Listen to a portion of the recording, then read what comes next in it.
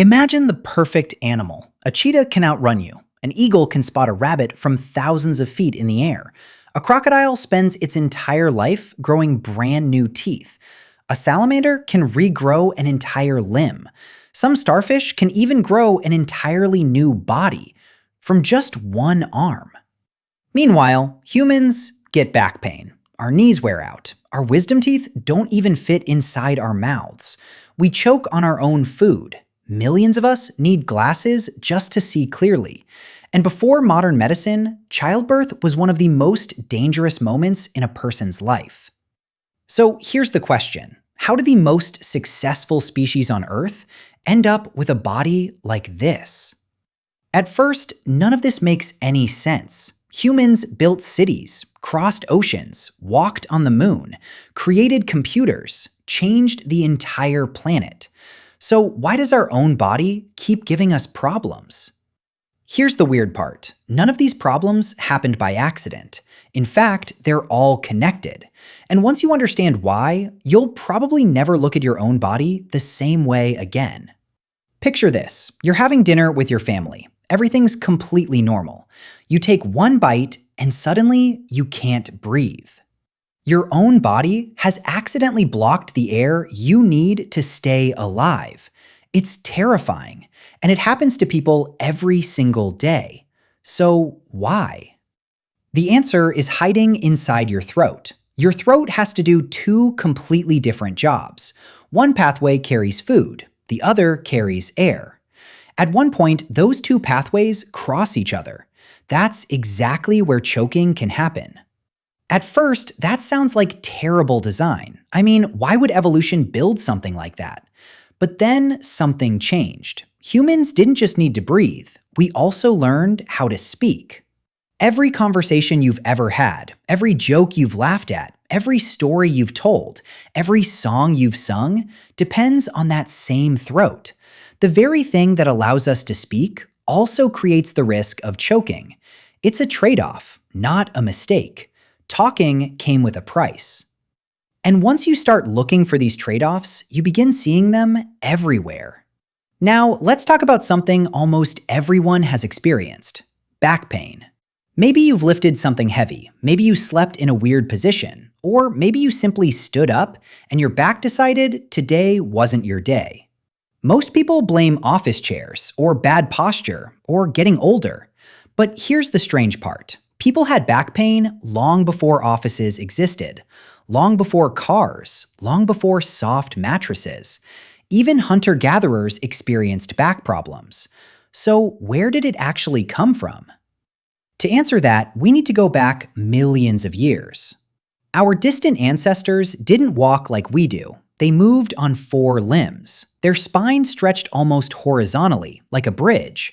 Then, over countless generations, our ancestors slowly stood up.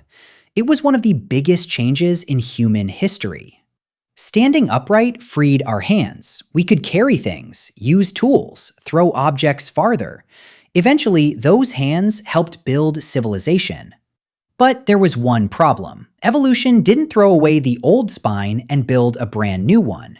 Instead, it modified the one we already had. Imagine buying a 100-year-old house. You don't knock it down. You patch the roof, replace a window, fix the plumbing, maybe build another room. Year after year, the house changes, but underneath, it's still the same old house. Your spine tells a very similar story. It's been modified again and again for millions of years, but it was never completely redesigned. Every time gravity pulls down on your back, your spine is dealing with a challenge it wasn't originally built to handle. Standing upright changed our future, but it also changed our backs. And strangely enough, our spine isn't even the biggest compromise evolution ever made. Picture a cold night, millions of years ago. A small family waits quietly outside a cave. Nobody says a word. They're all listening. Inside, a mother is giving birth. There are no doctors, no hospitals, no medicine, just hope. Then, a baby's cry finally breaks the silence. Everyone relaxes. For our ancestors, that sound meant everything. Now, here's something strange. For most mammals, giving birth is difficult. For humans, it became one of the hardest births in nature. Why? Just like our throat, and just like our spine, this is another compromise. Millions of years ago, our ancestors started walking upright. That changed the shape of the pelvis. Around the same time, our brains kept getting bigger and bigger. Those larger brains made humans incredibly smart, but they also created a new problem. Human babies developed unusually large heads. Human mothers had a pelvis shaped for efficient walking. Those two things didn't fit together perfectly.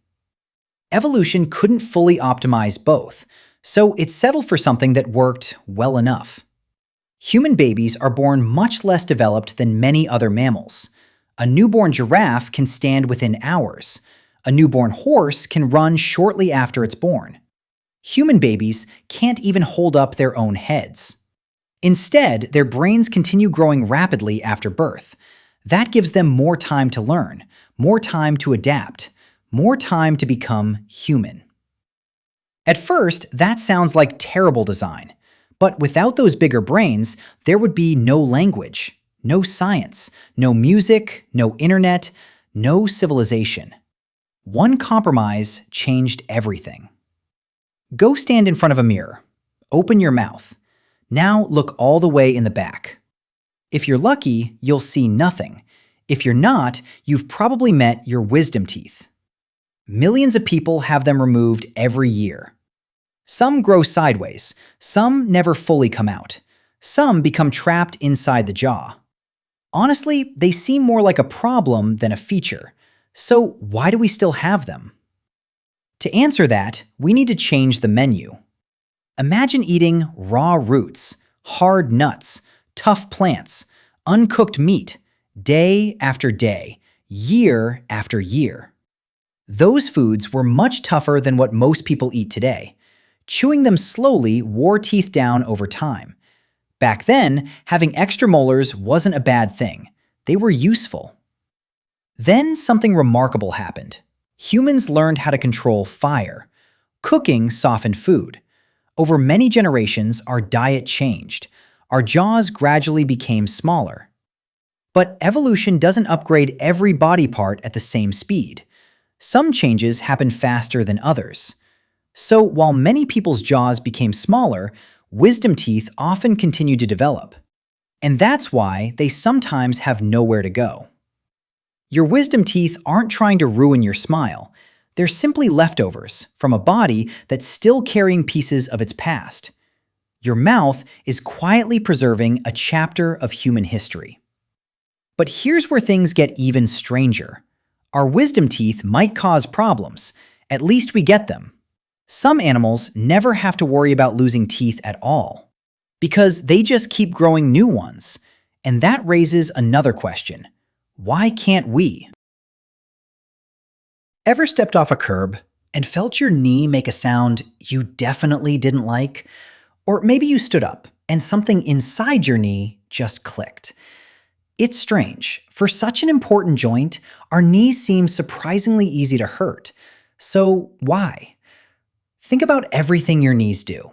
They help you walk, run, jump, climb, squat, carry your body weight every single day, thousands of times.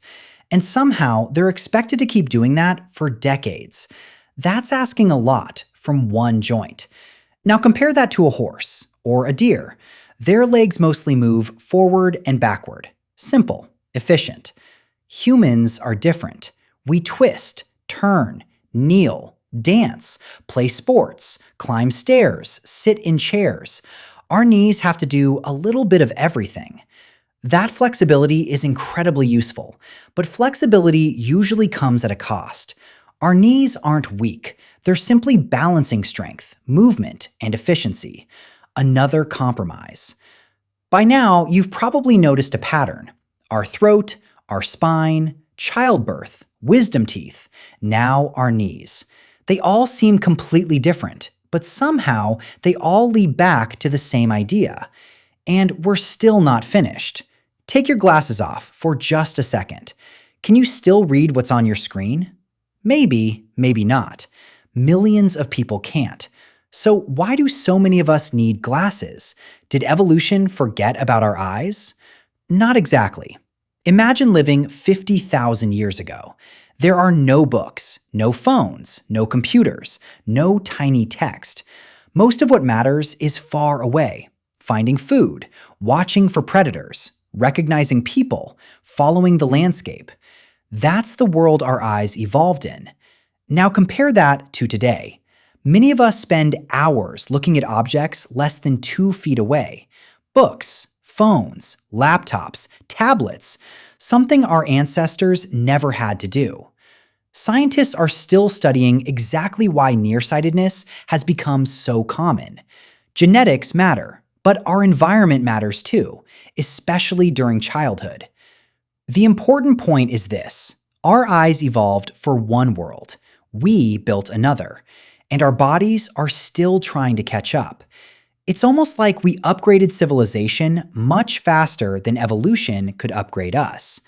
But if you think glasses are inconvenient, wait until you hear what sharks can do. Imagine this: you lose a tooth. That's it. You call the dentist. Now imagine you're a shark. You lose a tooth. A new one simply moves forward, then another, and another. Some sharks grow thousands of teeth during their lifetime. No dentist required. So why can't humans do that? The answer isn't because evolution forgot. It's because evolution solves different problems for different animals.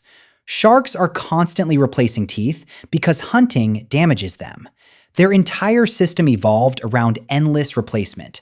Humans took a different path. Instead of replacing teeth forever, our bodies invested in a strong adult set, designed to last for many years. Most of the time, that worked well enough. Could evolution have given us replacement teeth too? Maybe, but evolution doesn't build everything that's possible. It builds what works. And sometimes good enough wins.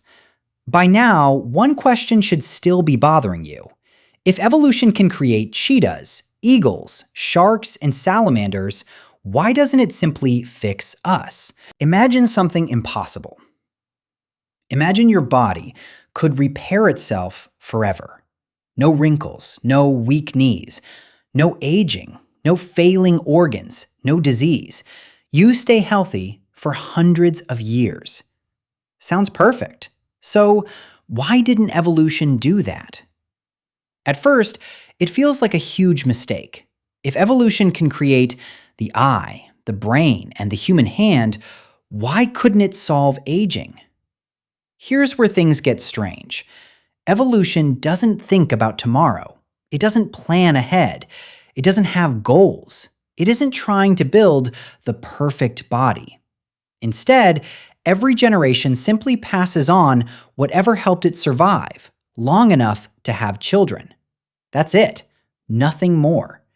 If a trait helps you survive until you've had children, there's a good chance it'll stick around.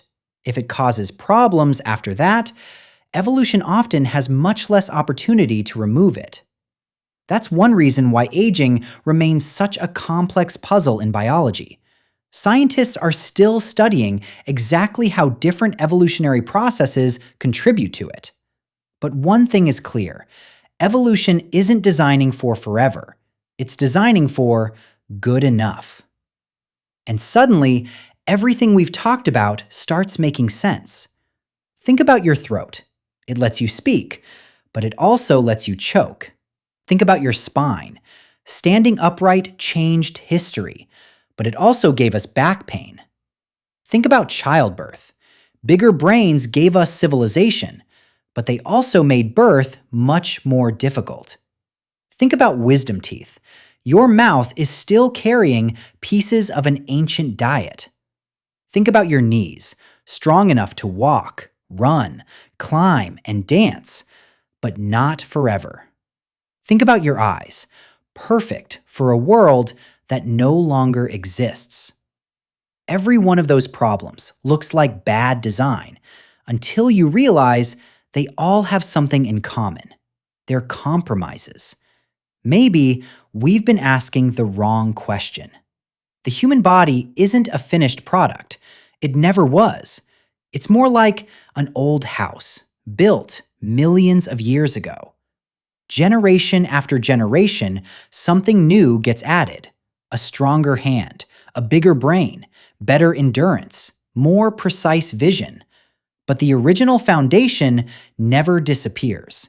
Instead, it's patched, adjusted, reinforced, over and over and over again. The result isn't perfect. It's something much more interesting. It's history, still alive inside you. Your back is history. Your knees are history. Your teeth are history. Even the way you breathe is history. Your body is carrying millions of years of survival. Every scar, every compromise, every strange little flaw, they're reminders that your ancestors survived long enough to pass life to the next generation, and eventually to you. So, are humans badly designed? Maybe, if your goal is perfection. But evolution was never chasing perfection. It was chasing survival.